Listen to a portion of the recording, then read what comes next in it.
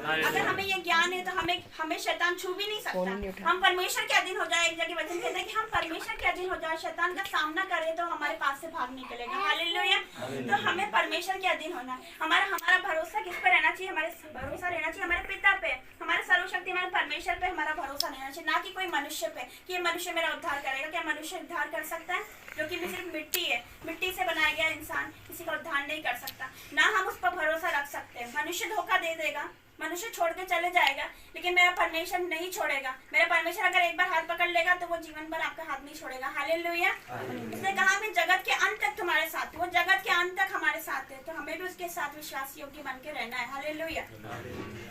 तो परमेश्वर का वचन कहता है मैंने जगत के मूर्खों को चुन लिया कि मैं ज्ञान वालों को लज्जित करूं, और परमेश्वर ने जगत के निर्बलों को चुन लिया है कि बलवानों को लज्जित करे, और परमेश्वर ने जगत के नीचों और तुच्छों को वरन जो है भी इनको भी चुन लिया है कि जो उन्हें है व्यर्थ ठहराए। जो कोई अपने आप को समझते हैं कि हम बहुत ज्ञानवान हैं, बहुत बलवान है, बहुत पढ़े लिखे, हमारे पास बहुत पैसा है, उन्हें व्यर्थ ठहराए। परमेश्वर ने मूर्खों को चुन लिया है।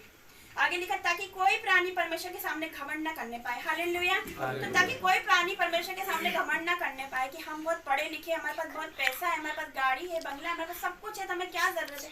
लेकिन नहीं, आज हमारे पास परमेश्वर है। भले हमारे पास कुछ नहीं, लेकिन परमेश्वर है। आज हमारे पास सब कुछ है। हालेलुया। हमारे पास यीशु मसीह, हमारे पास सब कुछ, हम दुनिया के सबसे अमीर व्यक्ति है। हालेलुया। तो हमें उस पर घमंड करना चाहिए, हमारे परमेश्वर पे घमंड करना चाहिए, ना कि हमारे पैसों पे, ना कि हमारी दौलत पे, हमारे ऊंचे पद पे हमें घमंड नहीं करना चाहिए, क्योंकि मिट्टी का शरीर मिट्टी में मिलने वाला है, लेकिन जो हम आत्मा परमेश्वर के पास जाएगी। हालेलुया। तो आगे 31 वचन में लिखा ताकि जैसा लिखा है वैसा ही हो, जो घमंड करे वो प्रभु में घमंड करे। तो हमें परमेश्वर में घमंड करना है कि हाँ मेरा परमेश्वर बहुत महान परमेश्वर, उसने मेरे जीवन में अद्भुत अद्भुत काम किए। जब व्यवस्था हम पढ़ते हैं, पवित्र बाइबल हम पढ़ेंगे तो हम देखेंगे कि परमेश्वर ने हमारे लिए क्या क्या किया। लाल समुद्र को 2 भाग कर दिया, 4 दिन के मुर्दा लाजर को जिंदा करा, जहाँ पर साइंस हार जाती है। जब 4 दिन का कोई मुर्दा जिंदा होता है, आप सोच सकते हैं कि साइंस भी नहीं उसका वो कर सकती, लेकिन साइंस को हराने वाला मेरा परमेश्वर है, डॉक्टरों को हराने वाला मेरा परमेश्वर है। हालेलुया। जहाँ पर डॉक्टर जवाब देते थे, वहाँ पर मेरे परमेश्वर का कार्य शुरू हो जाता है। हालेलुया।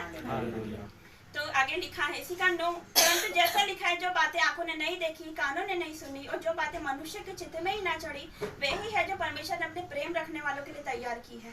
तो सचमुच परमेश्वर ने उन लोगों के लिए तैयार की जो उसकी आज्ञा मानते हैं, उन लोगों के लिए जो उसकी आज्ञा नहीं मानते, जो उसके वचनों पर नहीं चलते, उन लोगों के लिए तैयार की जो उसकी आज्ञा का पालन करते, जो उसका वचन मानते हैं, और पवित्र बाइबल मानते, यीशु मसीह पर विश्वास करते। तो परमेश्वर का वचन क्या कहता है कि जो बातें आंखों ने नहीं देखी है, जो बातें कानों ने नहीं सुनी है, और जो बातें मनुष्य के चित्त में ही ना चढ़ी, चित्त मतलब ध्यान, मनुष्य के ध्यान में नहीं चढ़ी, वो परमेश्वर ने हमारे लिए तैयार करके रखी। हालेलुया। तो हम अगर परमेश्वर में बने रहेंगे तो हम सोच नहीं सकते कि उसने क्या रख रखा हमारे लिए, जो हम हमारे सोच से परे कि क्या रख रखा उसने हमारे लिए, क्या कितनी ब्लेसिंग रख रखी उसने हमारे लिए, क्या कुछ नहीं रख रखा, एक मुकुट रख रखा उसने हमारे लिए। तो हम सोच नहीं सकते, हम चित्त नहीं कर सकते उस ध्यान पे, ना हमारी आंखों ने नहीं देखी, कानों ने नहीं सुनी, और ध्यान में ही नहीं चढ़ी, हमारे चित्त में ही नहीं चढ़ी, जो परमेश्वर ने हमारे लिए तैयार करके रखी है। हालेलुया। तो परमेश्वर अपने प्रेम रखने वालों से इतना प्रेम करता है।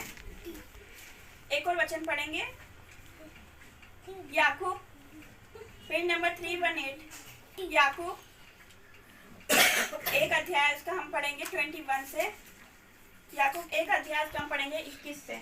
इसीलिए सारी मलिनता और बैर भाव की बढ़ती को दूर करके हमें क्या करना है, परमेश्वर का वचन कहता है सारी मलिनता और बैर भाव की बढ़ती को दूर करके, हमारी मलिनता, हमारे मन में किसी के प्रति कोई बैर हो, कोई बैर भावना और निंदा हमारे मन में किसी के प्रति हमने रख के बैठा है कि नहीं, बस कोई हमसे कुछ कह देता है तो हमारे मन में हम रख देते कि हाँ उसने मेरे को ऐसा कहा तो कैसे कहा। तो ये सब दूर करना है हमें अपने मन से। इसलिए लिखा है कि इससे सारी मलिनता और बैर भाव की बढ़ती को दूर करके, क्रोध को, बैर भाव को दूर करके, निंदा को, चुगली को, छल कपट जो हमारे अंदर है उसको सबको दूर करके, लेकिन उस वचन को नम्रता से ग्रहण कर लो जो हृदय में बोया गया और तुम्हारे प्राणों का उद्धार कर सकता है। हालेलुया। तो उसमें लिखा सारी मलिनता बैरभाव को दूर करके उस वचन को ग्रहण कर लो, पवित्र बाइबल के वचन को ग्रहण कर लो जो हमारे प्राणों का उद्धार कर सकता है। क्योंकि सचमुच हमारा परमेश्वर उद्धार करता है, वो हमारा उद्धार करने परमेश्वर इस जगत में आया है, वो मनुष्य बन के आया है। हमें उसने क्या एग्जाम्पल दिया, नम्र और दीन बनो, प्रेम करने वाले बनो, क्षमा करने वाले बनो, दया करने वाले बनो। वो धनी होकर हमारे लिए कंगाल बन गया। इतना धनी होकर परमेश्वर हमारे लिए मनुष्य बनकर आया, क्या उसके पास कोई चीज की कमी थी? उसने तो जगत बनाया, जगत का रचने वाला हमारे लिए कंगाल बन गया, मनुष्य बन गया। उसने सब कुछ सहा, वो गाली सुन के भी गाली नहीं देता था, सब कुछ हमारे लिए सहन करता गया। तो हमारे अंदर से हमारी सारी मलिनता भेदभाव को दूर करके वो वचन को ग्रहण करना जो हमारे प्राणों का उद्धार कर सकता है। हालेलुया। और वचन ही परमेश्वर है। वचन कहता है कि आदि में वचन था, वचन परमेश्वर के साथ था और वचन ही परमेश्वर था, और यही आदि में परमेश्वर के साथ था। लिखा है परंतु वचन पर चलने वाले बनो, केवल सुनने वाले ही नहीं जो अपने आप को धोखा देते हैं। वचन पर चलने वाले बनो, केवल सुनने वाले नहीं। आप चर्च जाते हो, वचन को सुनते हो और आगे भूल जाते, ऐसा नहीं करना है।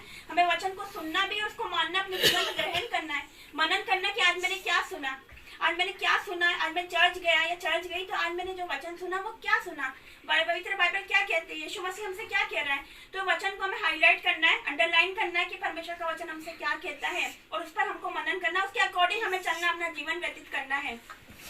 तो क्योंकि जो वचन को सुनने वाला हो और उस पर चलने वाला ना हो तो वो उस मनुष्य के समान है जो अपना स्वाभाविक मुंह दर्पण में देखता है।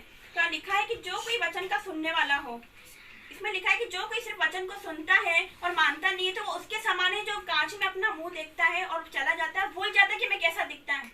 तो उसके समान है जो परमेश्वर का वचन केवल सुनना ही नहीं, अपने जीवन में ग्रहण करना, उसको मानना है और उस पर मनन करना, उसको फॉलो करना है। आपकी लाइफ बदल जाएगी यीशु मसीह के सामर्थ्य नाम से, क्योंकि मैं वचन पर चली हूँ, मैंने परखा उसका वचन मेरे जीवन में, मैंने ग्रहण करा, सिर्फ पढ़ा नहीं मैंने कि पढ़ के मैंने रख दिया, पढ़ा, उसको फॉलो किया, मैंने देखा कि हाँ मेरे को ये चीज छोड़नी है। इसमें लिखा झूठ नहीं बोलना, माता पिता का आदर करना, व्यभिचार नहीं करना, तो मैंने ये सब पढ़ा, गाली नहीं देना, ये सब मैंने पढ़ा, उसको फॉलो किया। ऐसा नहीं कि पढ़ के छोड़ दिया, मैंने लिखा, मतलब देखा मैंने कि ये सब लिख रखा है इसमें, तो मैंने वो छोड़ती गई, एक एक चीज छोड़ती गई। आज देखो मैं आपके सामने हूँ। हालेलुया। तो परमेश्वर जीवन बदलने आया है, आपको भी उसके वचनों को फॉलो करना पड़ेगा, सिर्फ पढ़ना ही नहीं, हमें उस पर वचनों पर चलना भी पड़ेगा। हालेलुया।